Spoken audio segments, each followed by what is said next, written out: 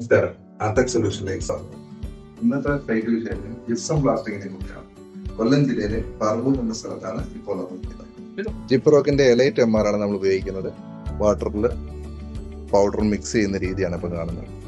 ഈ സൈറ്റിൽ ഇഷ്ടികയാണ് നമ്മൾ ഉപയോഗിച്ചിരിക്കുന്നത്, അതായത് ചുടുകട്ട. നമുക്ക് ഏത് ടൈപ്പ് സർഫസിലും ജിപ്സം അപ്ലൈ ചെയ്യാം.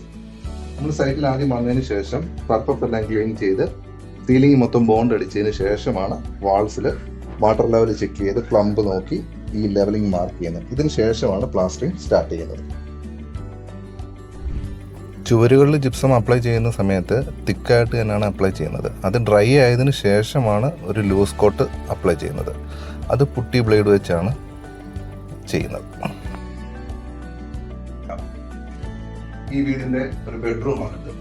നോർമലി നമ്മൾ റൂം സ്റ്റാർട്ട് ചെയ്യുമ്പോൾ ആദ്യം സീലിംഗ് ആണ്. സീലിംഗിൽ നമ്മൾ ബോണ്ട് അടിച്ചതിന് ശേഷം സീലിംഗ് പ്ലാസ്റ്ററിംഗ് കംപ്ലീറ്റ് ആയതിനു ശേഷമാണ് വാൾസ് എല്ലാം ചെയ്യുന്നത്. ഇവിടെ ഈ റൂം ഏകദേശം കംപ്ലീറ്റ് ആയിരിക്കുകയാണ്. വാൾസും കംപ്ലീറ്റ് ആയതിനു ശേഷമാണ് വിൻഡോയുടെയും ഡോറിന്റെ എല്ലാം കോർണറുകൾ ചെയ്യുന്നത്. ഇതാണ് ബോണ്ടിറ്റ്. ഇതാണ് സീലിംഗ് നമ്മൾ ആദ്യം അപ്ലൈ ചെയ്യുന്നത്. കോൺക്രീറ്റിന്റെ സർഫസിലെല്ലാം ഈ ബോണ്ടിറ്റ് നമ്മൾ അപ്ലൈ ചെയ്യാറുണ്ട്. നോക്കിയാൽ മനസ്സിലാവും ഏകദേശം പ്ലാസ്റ്റിക് സിമെന്റ് പ്ലാസ്റ്റിക്കിന്റെ തിക്നെസ് ഉണ്ട്. 1/2 ഇഞ്ച് 3/4 ഇഞ്ച് കനത്തിലാണ്. ഇതെല്ലാം നമ്മൾ ഫിനിഷ് ചെയ്യുന്ന സമയത്ത് ക്ലിയർ ചെയ്ത് ഷാർപ്പൻ വാട്ടർ ലെവൽ ചെയ്ത് പ്ലംബ് ചെയ്തിട്ടാണ് ഇതെല്ലാം ചെയ്തിരിക്കുന്നത്.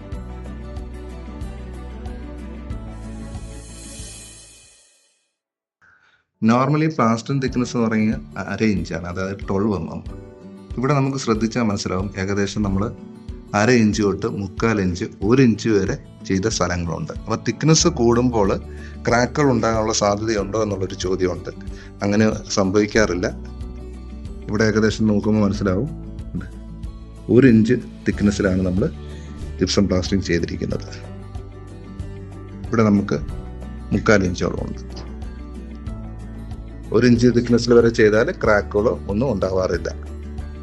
ജിപ്സം പ്ലാസ്റ്ററിംഗ് ചെയ്യുന്ന സൈറ്റിൽ ട്യൂബ്ലൈറ്റ് മസ്റ്റാണ്.